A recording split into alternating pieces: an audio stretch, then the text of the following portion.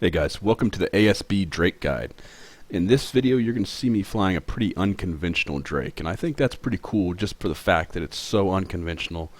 And you hardly ever see active tank Drakes. What's up with that? The only time I've seen them in the past is there used to be some people who would fly extra large ASB Drakes, or not extra large ASB, extra large shield booster, the old regular Tech 2 version. That's not the ancillary shield booster. And those were good, but they were never great. So you don't really see this very often. It takes people by surprise, and it also allows you to do some pretty awesome bait taking. So I've got three large ASBs down there. I just warped into a belt. This is a pretty standard kind of scenario here. I'm going through low sec. Just kind of heading through low sec through some busy areas, busy systems. I see a Caracal in directional. Focus in with the directional, find where he's at. Find him in the belt. Charge him down. You see he's way off. He's 60. He was probably like 70k off when I first came in. He's got more than enough time to get out of here.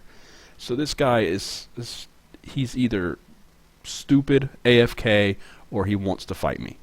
And I'm betting that it's the latter. He wants to fight me. And see, he locked me before I locked him.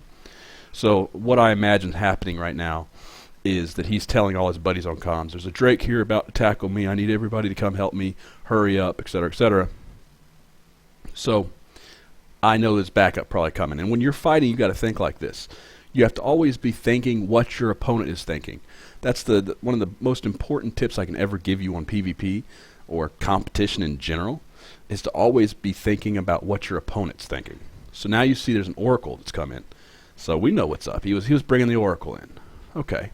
So I go ahead and I take my drugs. I haven't even had to use my shield boosters yet. I'm okay. Tank's fine. The problem with the Oracle is that Oracle, depending on his fit, can do close to 1,000 DPS, especially since he's at 40k. He's right there kind of in his optimum range. If he throws in some Scorch Crystals, depending on whether he's got Tachyons or Mega Pulses, he can hit me really hard this range. You see that DPS starting to come in pretty heavy on me. There's the Myrmidon. So at this point, I'm really pushing the tank on this Drake. And it's a little bit dangerous, but I want to finish that Caracal off. I've already started him. You got to be careful about switching targets, because when you switch targets, you're potentially putting yourself in a situation where you never kill anything, and you spend all your time going from one target to another, and then you die. So obviously once the Caracal's down, my priority is the Oracle. The most DPS on the field and the easiest thing to kill is the Oracle. Tier 3 battle cruisers, I think they're called attack battle cruisers now or something like that. They are basically glass cannons. Lots of DPS output and virtually impossible to tank. So you see how fast this guy's dying. I unfortunately messed up and dropped my point there. Now you're going to see the value of having 3 large ASBs as opposed to only 2 right here. I've got one that's already been used up. And so now I'm on to the second one. But you see the first one is reloading.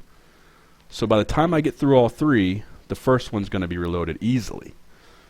Alright, you see there, I'm done now. I should have shut it off. It's running without charges, which means it's killing my cap. That sucks. So I messed up there. So now I'm on to the third. You'll notice I overload my invul and I overload my ASB because it gives you every little bit. The ASBs overload very, very well. You can overload them forever, pretty much. Especially if you just do one cycle at a time every once in a while and you're not running it nonstop, which is typically what you do. So you see here, I'm not wanting to give him too much tank. I'm trying to keep my tank right there in that 20 to 40% very bait tanky, and also maximizing my natural recharge. My problem is now I've killed 2 of these guys. I've killed a Caracal and an Oracle. I've already done well in this fight.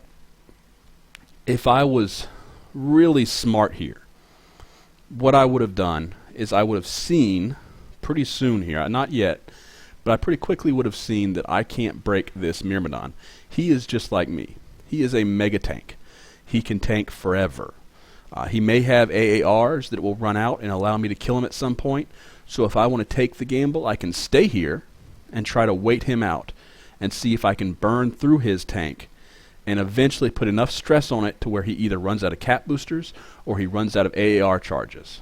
Personally, I also have the same threat. For me, I could run out of ASB charges, of cap boosters for him.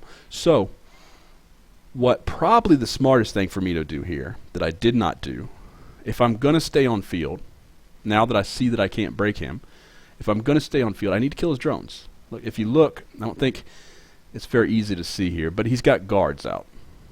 Sentry drones that stay put and die easily.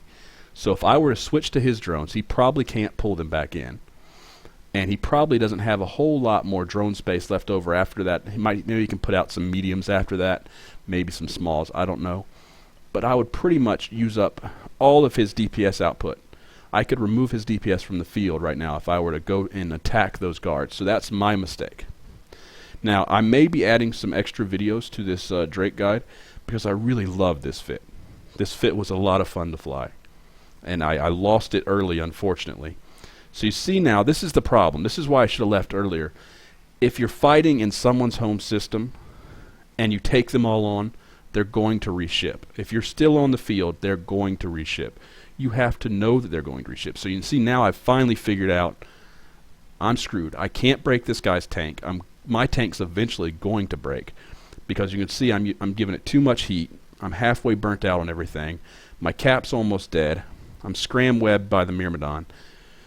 I'm not able to break the Myrmidon. Celestis is too far away for me to do anything to. So I'm in a really, really bad situation. Best thing I can do here is just try to move out. You see, now we've got Nabad on the field. That's just so much DPS that's going to be hitting me, and I cannot tank all of that, especially considering the fact that I'm going to have to stop overheating pretty soon, otherwise I'm going to burn out. So at this point, the DPS coming in is just getting way, way, way too much. There's a Harbinger just to add more to it. I'm still hopeful that if I move out, I can get just far enough away that I can warp away. And you see here, it starts to look a little bit promising. I got my hopes up. I thought I was going to make it. You see the Myrmidon starting to back off. He's like 5.3 and is slowly getting away from me, and then he starts coming back towards me. But you see I'm only going, 70 meters a second, so there's no way to escape that. So I'm just screwed. I'm dead. I'm going to die right here. And there's nothing I can do about it. So you got to take your losses. Basically, I'm just going to tank at this point. I'm going to stay alive as long as I can.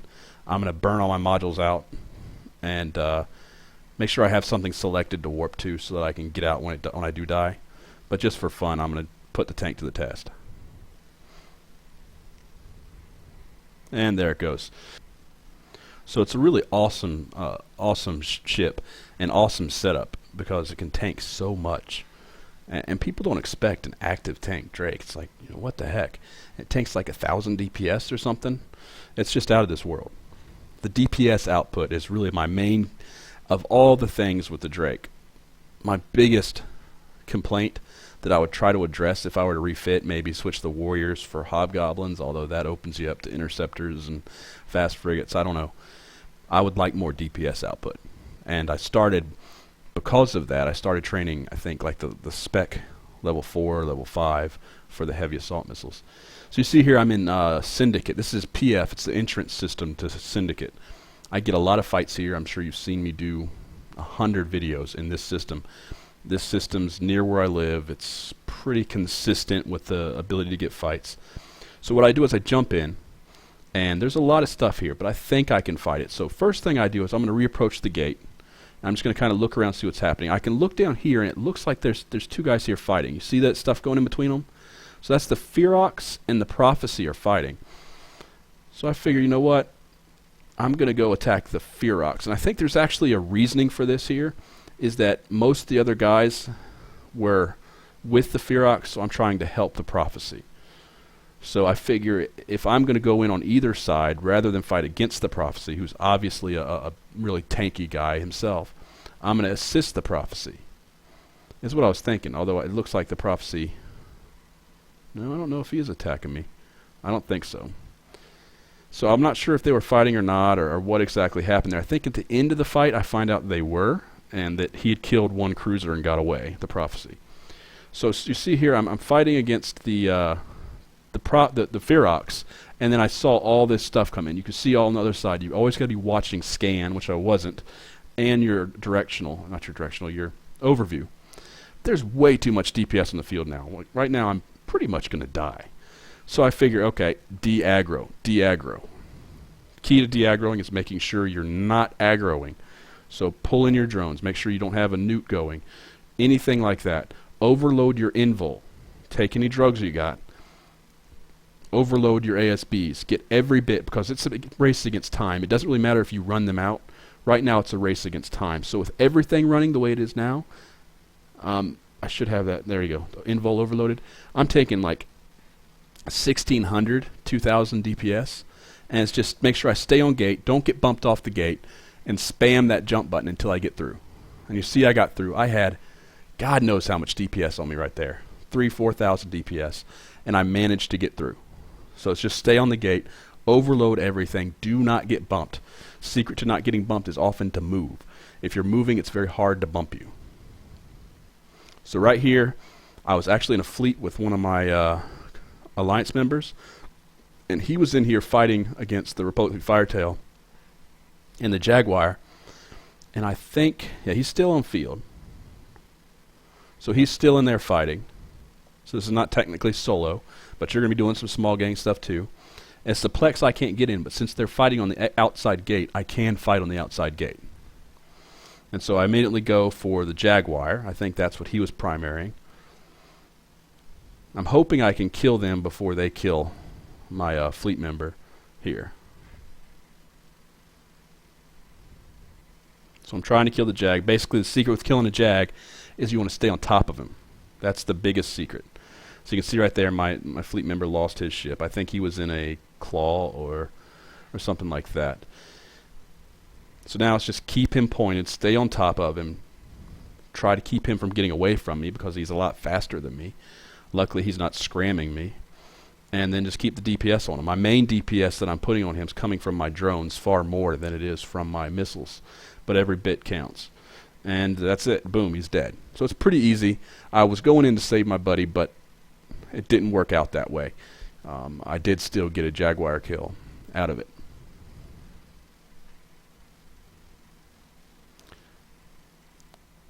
This final fight here, I have to say, this was pretty awesome what these guys did. I was in Tama. I don't like Tama. This guy was waiting up inside the station there, up inside the little pipe. He gives me a bump right as I undock in my Drake. Right as I undock. He charges right into the back of me and knocks me off the undock. So now I'm outside docking radius. So I'm thinking to myself here, hey, let's just tank like crazy so these guys can't kill me, and let's get back to the docking radius. But he's got me webbed, if not dual webbed. You see, I'm not even moving. Like I'm scrammed and probably dual webbed here. I've got at least 2 webs because Absolution's got me scrammed too. Deimos and Absolution, mad crazy amounts of DPS they've got on me. I need to be running my other ASB. I'm not sure why I'm not. I guess I'm trying to save it. But yeah, I'm completely screwed. And the purpose of this video is to show you what can happen on kickout stations and what can happen in Tama. There's all kinds of little gimmicks in Tama. I've been flying across system in an interceptor and then ran into a bunch of smart bombing battleships on the outbound gate. It's just all kinds of silly stuff happens in Tama that's not really PvP. It's like gimmicks, just catching people off guard. And I have to say it's awesome, but it's irritating. So the purpose of this video is to kind of show you, be careful in Tama, and use that trick if you want. If you have a Minmatar station like that, if somebody kills you in a cool way, don't get mad at them. Look at what they did and try to learn from it.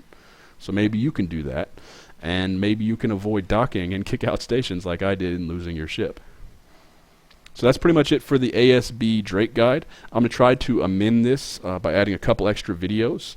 They may not come until after release, but either way, I'm going to add some videos to it because I really enjoyed flying that ASB Drake.